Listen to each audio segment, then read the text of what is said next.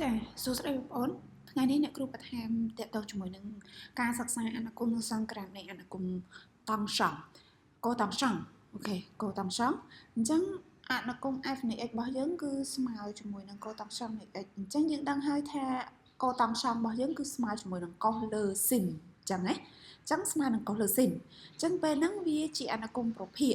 ណាកោតង់សង់របស់យើងគឺជាអនុគមប្រភាគអញ្ចឹងនៅពេលដែលយើងចង់រកដែនកំណត់ដំបូងឡើយគឺយើងត្រូវរកដែនកំណត់អញ្ចឹងដែនកំណត់របស់យើងគឺ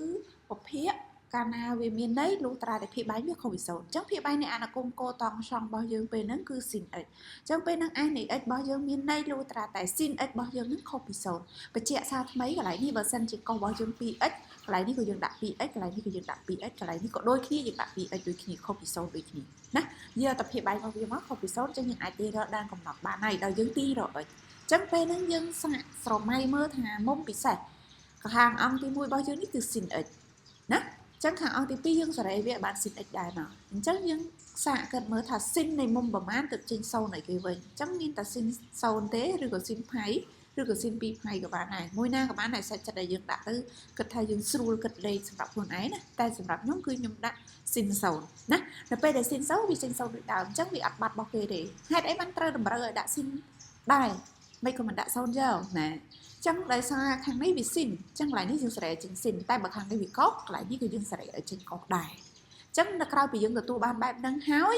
យើងឃើញស៊ីនសងខាងនេះវាខុសពីខាងអង្គទី2អញ្ចឹងយើងអាចទាញបានមុំរបស់វាក៏ខុសពីមុំរបស់ខាងអង្គទី2ដែរប៉ុន្តែអង្គទី2វាជាមុំដែលអត់ជាប់ x ចឹងមុំហ្នឹងដែលអត់ជាប់ x គឺយើង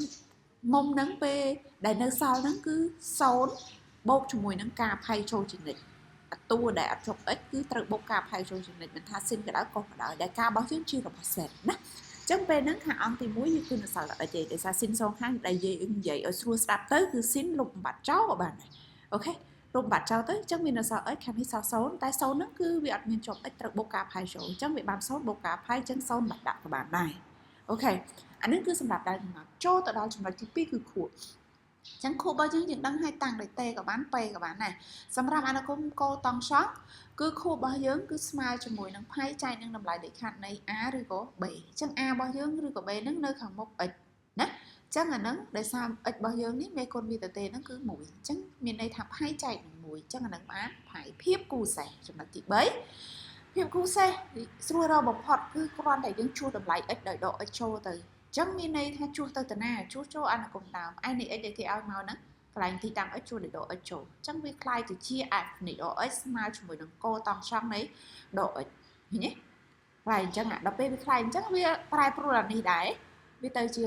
កុសនៃដក x ចែកជាមួយនឹង sin នៃដក x ដែរអញ្ចឹងយើងដឹងហើយថាមុំផ្ទុយកុសនៃដក x ចេញមកគឺបានកុស x ធម្មតាប៉ុន្តែ sin នៃដក x ចេញមកបានដក sin x អញ្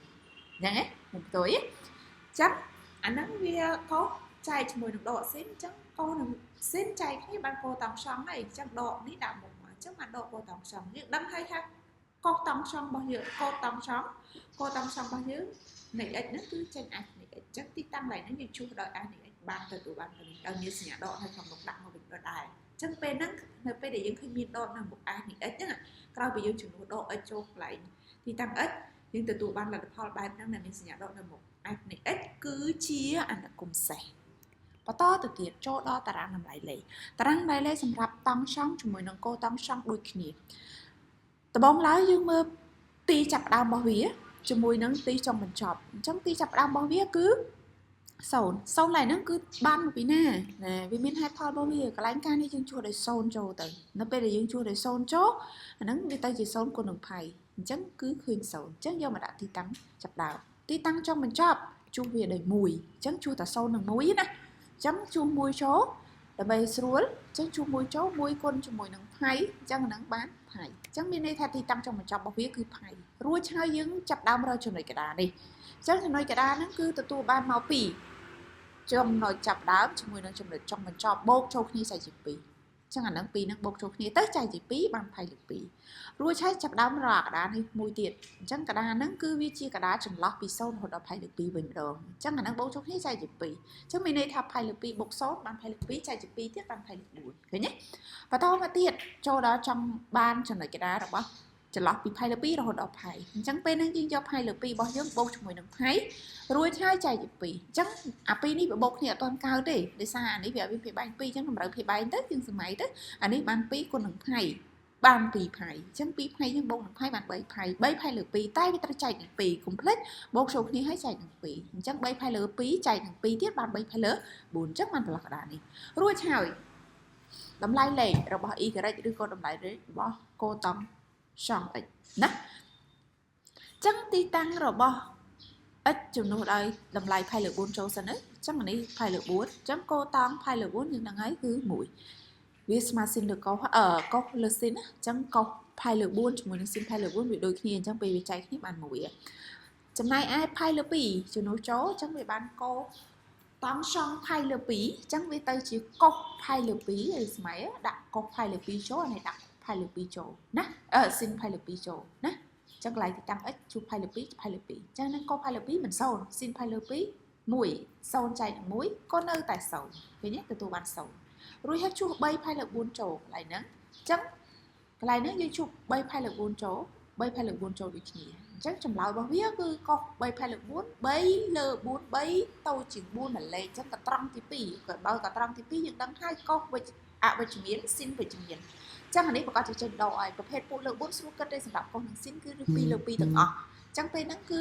ឲ្យសារវាកត្រង់ទី2ចឹងកុសរបស់យើងគឺដកឬ2លើ2ស៊ីនរបស់យើងគឺ2លើ2ធម្មតាចឹងឬ2លើ2ចែកឬ2លើ2អស់សល់1ដកនៅដដែលចឹងចម្លើយរបស់វាអាហ្នឹងគឺឃើញដក1ណាចំណែកអាសងខាងនេះគឺវាជាដែនកំណត់ដែល x ខុស2នេះ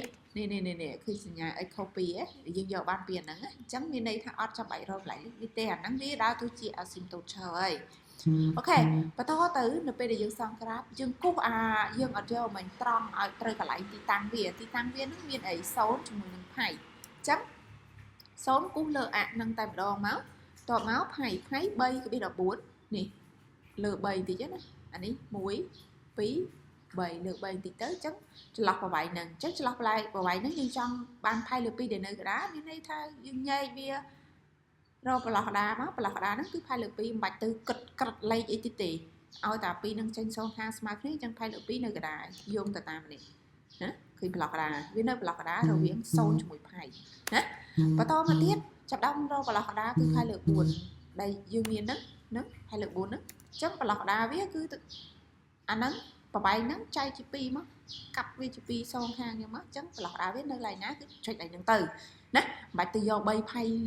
3/14ចែកនឹង4អីនំញ៉ៃទេតែមានសងខាងឲ្យស្រួលគិតទេចំណែកអានេះក៏ដូចគ្នាដែរ3ផៃលើ4យើងមើលវាកើតឡើងពីចន្លោះផៃលើ2រហូតដល់ផៃនេះអញ្ចឹងអាហ្នឹងគឺពុះពាក់កណ្ដាលទៅគឺ3ផៃលើ4នៅកណ្ដាលហ្នឹងហើយណាអញ្ចឹងយើងដឹងថាផៃលើ4ជាមួយនឹង1ផៃលើ4ជាមួយនឹង1ផៃលើ2ជាមួយ0 3ផៃលើ4ជាមួយនឹងដក1ណាអញ្ចឹងផៃលើ4ជាមួយនឹង y ស្មើ1ឃើញទេចុចកន្លែងហ្នឹងផៃលើ2ជាមួយនឹង0នៅកន្លែងហ្នឹងហ្មង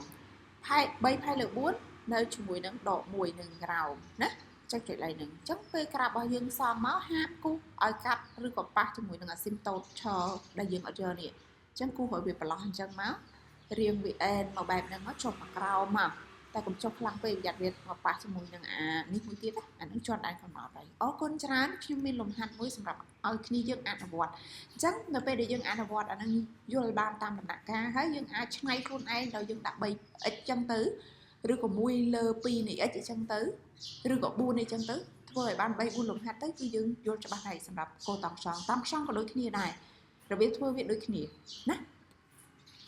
អរគុណច្រើន